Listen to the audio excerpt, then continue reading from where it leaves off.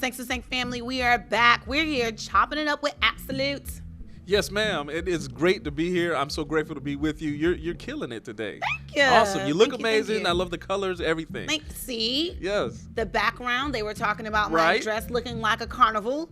But thank you so much. I appreciate the love. Listen, we're talking about music, our hand in music.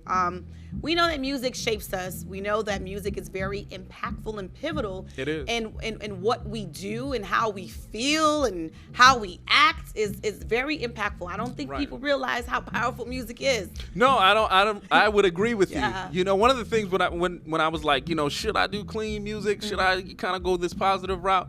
And I really started just looking at the music that I had listened to when I was growing up, right? And I'm listening to these artists, some of my favorites to this day, Bob Marley, Michael Jackson, Stevie Wonder. All of these artists were positive, right? And that's something no one ever talks about, right? Yeah. And so when you talk about Michael Jackson selling so many records, Bob Marley to this day is one of the top selling artists.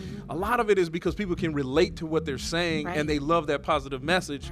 And that was like, yeah, that's the right route to go, because if it's following in those footsteps, I'll be good. Nice. And the great thing about positive, clean music is that your audience and your demographics, you can gain so much more than because you don't have to bleep out the words and your kids can listen to it, grandma can listen to it. Right. It just so much of your audience is so much more, it's vast if you have that clean music. And with lyrics too. Let's talk about lyrics, because big up again to you. Thank you. Lyrics. Some people don't realize how important it is to ask for permission. And the reason why I'm saying this is because I like the Cisco, that dong, da dong, dong, dong. Right. Yeah, I saw that recently as well. Yes. What? Are you serious? Right. And I'm thinking, wait a minute, but you have all these people around you and I don't know, maybe there's a disconnect, because with me, when I hear the stories of the trials and tribulations that entertainers and artists, experience, I say to myself, but don't you have a team around you? It's not like you're independent. It's not like you're on the lower tier of music.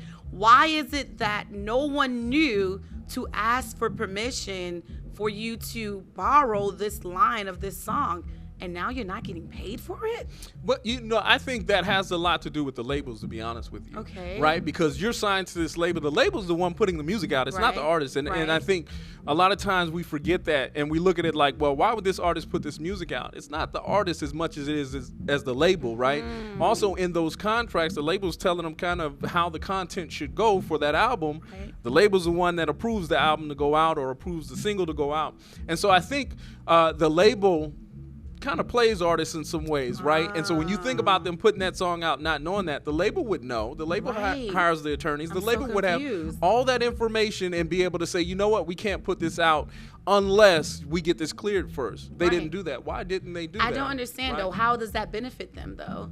Okay, maybe this is too much. Well, I'm trying to figure out, how would that benefit them? Wouldn't they lose money, though? Who's the other artist signed to, right? Is the other artist signed to that label? They don't necessarily lose money. The artists are losing, Cisco's losing money in this situation, not the label. Off the top. Right. And so, that's the nature of the game, right? Is to be able to understand the game. A lot of people want to play the game without knowing the rules of the game. And so we can be taken advantage of when we don't understand what's actually happening. Yeah, piggybacking on Michael Jackson and how Michael Jackson went back and purchased the songs for a lot of R&B artists. When I hear that, I'm like amazed that people really did not own their music, and he went back and purchased the music and then gave it back to them. It's like he didn't even keep it for himself. He gave it back to them so that they now can start generating income for themselves. I'm like, wow. Yeah, that's amazing, because he actually owned half of Sony's catalog. Right.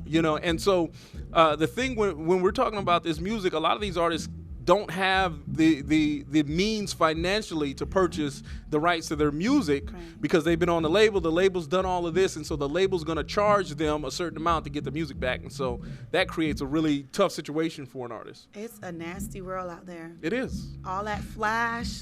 Listen, wake up. It is, at the end of the day, it's business. It is. It's business at the end of the day. Take your feelings aside, put your emotions aside. It's straight business. And if you don't know the game, honey, You're gonna get eaten out there, huh? Yeah, there's a lot of our favorite artists have unfortunately been put in positions to where they haven't made the money that we think they have made, or they've ended up being broke and destitute after having just the most glamorous and amazing career. Yes. Sex with Stank family. We'll be right back.